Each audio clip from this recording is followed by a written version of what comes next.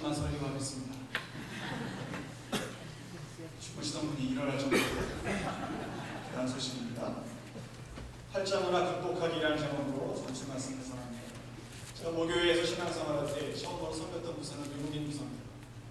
다양한 외국인들이 있었습니다. 다양한 외국인들을 만나고 함께 예배를 드리면서 큰 은혜를 받았습니다. 이 외국인들에게 이 복음을 전할 때 참 여러 가지 힘든 일들도 많이 있고 또 전하기 어려운 부분들도 있었는데 그 중에 하나가 한국 이 음식 문화였습니다. 한국 음식의 이름이 생각했던 것보다 쉽지는 않습니다. 제가 영국 청년에게 계피사탕 먹을래요? 이렇게 얘기했더니 굉장히 놀랐습니다. 계피사탕 무슨 의미인지 아시겠죠? 다시 제가 그러면 10이면 분가사탕 줄까요? 그랬더니 더 기겁을 했습니다.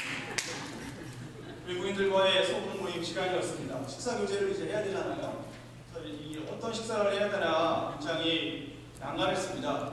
그래서 한 집사님께서 이런 말씀을 하시더라고요. 저희 집사람이 내장탕을 참 잘하는데 저희 집사람 내장탕 맛 좀 볼래요? 이러시는 거예요. 굉장히 외국인들이 놀랬던 기억이 있고요. 또 한 장모님은 내장탕이 식으면 저 옆에 할머니 뼈다귀 해장국이 있다고 그걸 먹으러 가자는 거예요. 할머니 사진도 붙여있고요. 그래서 외국인들이 이게 도대체 무슨 소린가 놀랬습니다. 할머니 산채 비빔밥은 어떤가요? 이것도 굉장히 어려웠습니다. 바로 그날에 우리들은 외국인들의 반대를 무릅쓰고 유명한 할머니 보쌈집에 왔습니다. 외국인들은 놀랬죠. 왜 할머니를 보쌈하냐? 이 음식을 설명하기가 참 어려웠습니다. 다행히 맛있게 잘 먹었습니다. 외국인들에게 설명하기 참 힘들고 어려운 건 음식 문화만이 아니었습니다.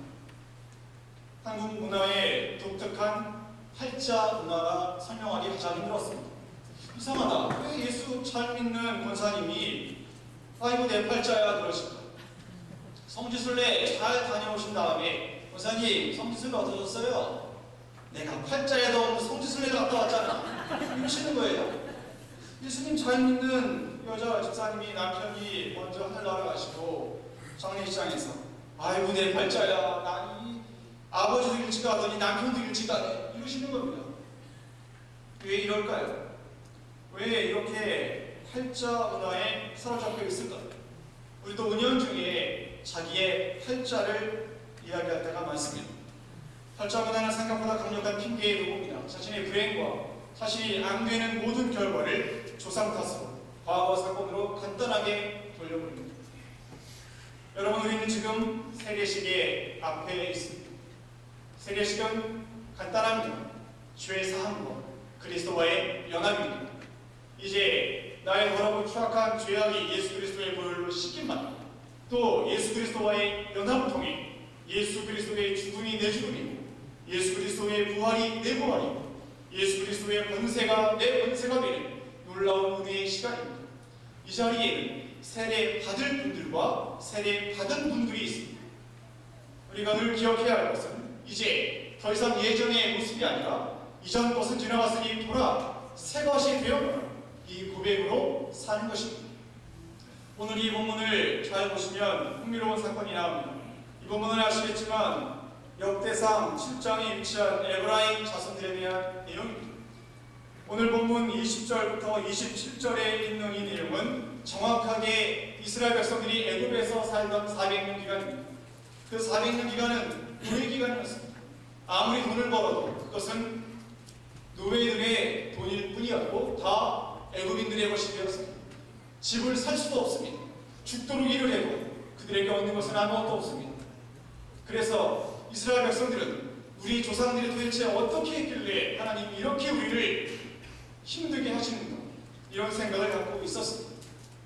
그리고 실제로 그들의 삶이 맞는 것처럼 보였습니다. 오늘 본문을 보시면 이런 내용들이 있습니다. 21절을 보시면 에셀과 엘르와시라는 사람들이 나옵니다. 이 사람들이 가드 원주민에게 죽임을 당합니다. 가드 원주민은 블레셋 사람들입니다. 이 사람들이 죽임을 당한 이유는 가드 사람의 짐승을 빼앗고자 함이었습니다. 남의 것을 뺏으려다가 죽임을 당합니다. 어디 가서 하소연할 때도 없는 안타까운 범죄의 현장입니다. 그리고 이제 23절에 에브라임이 그의 아내와 동침함에 임신해서 아들을 낳습니다. 그런데 그 집이 재앙을 받았습니다. 그래서 그의 이름을 부리야 이렇게 이름을 졌습니다. 이 부리야라는 말은 히브리어로 데라라는 말이 있는데 이 데라가 재앙입니다. 재앙. 그래서 자기 아들 이름을 우리 집은 이렇게 한 일마다 되는 일이 없고 우리 집은 왜 이렇게 팔자가 세냐. 그래서 이름을 부리야라고 진 겁니다. 그래서 자기 아들의 이름을 재앙이라고 진 겁니다. 이것이 이들의 문화 자체였습니다. 400년간 그들의 인생은 이렇게 힘들고 고단하고 어려웠던 것입니다. 그런데 그 집안에서 누가 나옵니다. 마지막을 보십시오. 27절에 그의 아들은 여호수아다. 성경은 간단하게 이렇게 고백하고 있습니다. 그 애굽 400년 기간 동안에 우리 집은 왜 이렇게밖에 안 되냐? 이렇게 한숨 짓던 그 집안에 누가 나왔습니까? 바로 여호수아가 나왔습니다. 그 여호수아를 통해 가나안 정복이 시작됐고 그 여호수아를 통해 지긋지긋했던 그 400년 기간이 마무리가 된 것입니다. 여호수아, 이것은 굉장히 아름다운 이름입니다. 하나님이 나를 구원하십니다. 그래서 이 이름이 이후에 헬라어로 이에수스가 됩니다. 바로 예수가 되는 것입니다. 세례를 받으시는 여러분, 입교와 학습을 받으시는 여러분, 여러분은 이제 과거와 단절되시고 오직 예수 그리스도 앞에 서 있는 것입니다. 오직 예수 그리스도의 복음 앞에 죄사함을 받음을 믿으시고 이제 예수 그리스도와 연합됨으로 자녀가 되는 권세를 누리시기를 바랍니다. 우리에게 팔자는 없습니다. 우리에게 팔자를 얻고 복음만이 있는 것입니다. 더 이상 팔자 문화에서 허덕이지 마시고 이제부터 우리가 나아갈 것은 새로운 피조물로 복음으로 앞으로 나아가는 것입니다.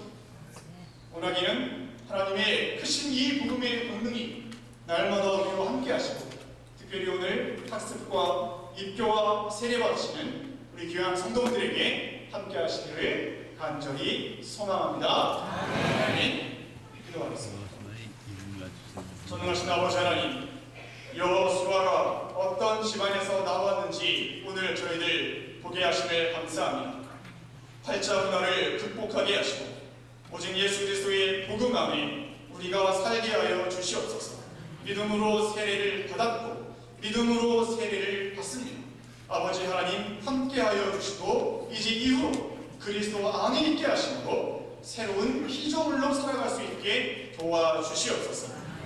세례와 입교와 학습하는 모든 심령들 위해 성령의 은혜가 함께 하시고 참여하는 우리 모두에게 복음의 은혜를 더해 주시옵소서. 날마다 새롭게 하시는 예수님의 이름으로 기도하옵나이다.